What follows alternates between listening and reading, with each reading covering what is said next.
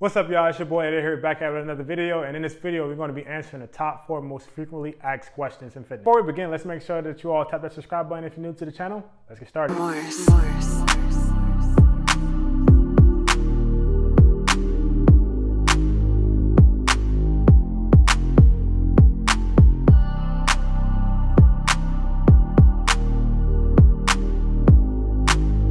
All right, guys, so the first thing we're going to go into today is which diet is the best to follow. All right, generally speaking, there's no specific diet that's good for someone. There's no specific diet for you to follow.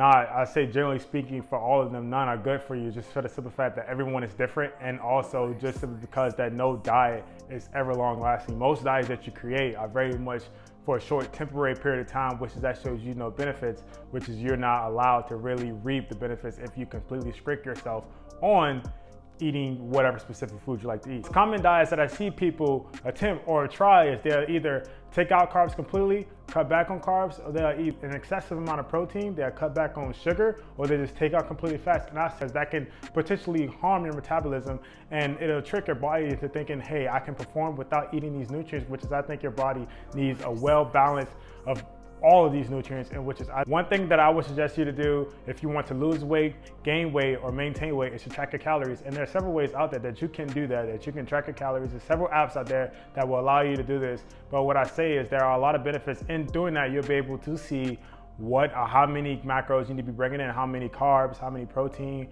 how much sugar. So to answer the question, which diet is best to follow, I think that question should be answered based upon what you like to consume, what's your goals. I think you should adjust your diet based upon what you want. I don't think you should go out there and purchase a diet or create a plan specifically that somebody else is doing, because I think everybody else is different and your body might not consume the amount of stuff that they consume.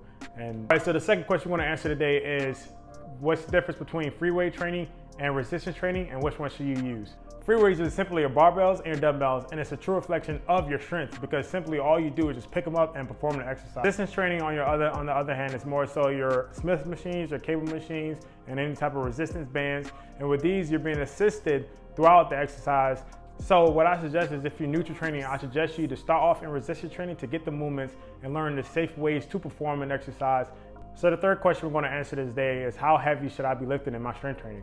The correct answer to this question is just simply whichever is heavy for you. I feel like you shouldn't go over it just because you see somebody else lifting a certain type of weight. I feel like you shouldn't be out there trying to lift the exact same amount of weight that the people are lifting around you, just simply because their heaviest might not be your heaviest. You might try to attempt that heaviest and potentially hurt or tear anything while you're performing the exercise.